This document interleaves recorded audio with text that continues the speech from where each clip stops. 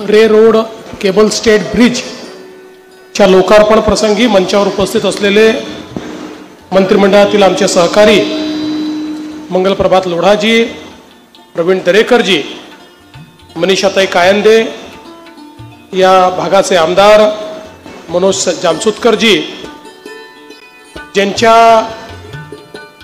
प्रयत्नातून, ज्यांच्या मेहनतीतून हा केबल स्टेट ब्रिज तयार झाला, ते महारेलचे महाव्यवस्थापक श्री राजेश कुमार जयस्वाल, टिटवाळ्याला उपस्थित असलेले कपिल पाटीलजी आणि सर्व पदाधिकारी आणि उपस्थित सर्व भगिनी आणि बंधूंनो, आज अतिशय आनंदाची गोष्ट आहे की हा रे रोडचा केबल स्टेट ब्रिज एका रेकॉर्ड वेळेमध्ये महारेलने पूर्ण केला आणि आज त्याचं लोकार्पण आपण करतोय।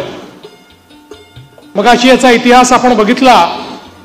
1910 साली हा ब्रिज या ठिकाणी तयार करण्यात आला होता आणि इतके वर्ष त्या ब्रिजनी आपल्याला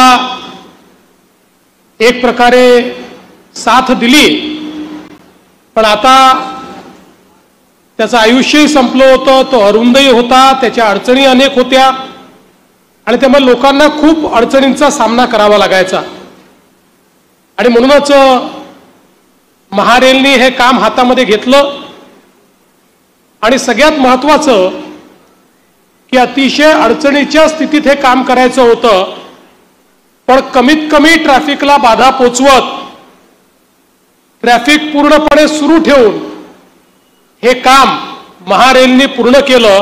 त्याबद्दल मी राजेश कुमार जयस्वाल आणि त्यांच्या टीमचं मनापासून अभिनंदन करतो। आपण 2016 साली महारेल ही कंपनी उभी केली आणि महाराष्ट्राला रेल्वे फाटक मुक्त करायचं या दृष्टीने महारेलला आपण जबाबदारी दिली। संपूर्ण महाराष्ट्रामध्ये मोठ्या प्रमाणात ब्रिजेसचं काम महारेलने हातामध्ये घेतलं।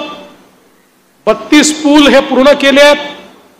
याच वर्षी 25 पूल अजून अशा प्रकारचे रेल्वे ओव्हर ब्रिजेस हे महारेलच्या माध्यमातून पूर्ण होणार आहे।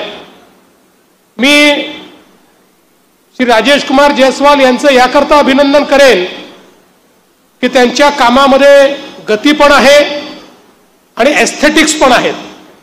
काम करत असताना उत्तम तंत्रज्ञान वापरून गतिशीलतेनं काम पूर्ण करायचं, क्वालिटीचं काम करायचं आणि त्यासोबत नुसतं एक पूल बांधून टाकला असं न करता तो पूल देखील एक आकर्षणाचं केंद्र असतं, ते आपल्या शहराचं एक प्रकारे मूल्य वाढवणारं अशा प्रकारचं एक वास्तू असते।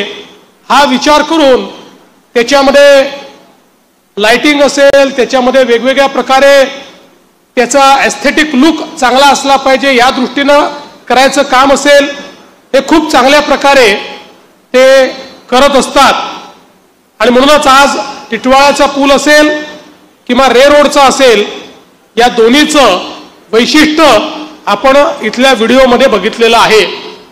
मला अतिशय आनंद आहे की लवकरच नागपूरमध्येही त्यांच्या माध्यमातून अशा प्रकारचे 10 पूल तयार झालेले आहेत, ज्याचं लोकार्पण आम्ही करणार आहोत। महाराष्ट्रातल्या विविध भागात करणार आहोत। मुंबईमध्ये अजून पुलांचं काम चाललेलं आहे आणि म्हणूनच मला विश्वास आहे की ही जी गतिशीलता महारेलने मेंटेन केलेली आहे ती अशाच प्रकारे त्यांनी यापुढे देखील मेंटेन करावी।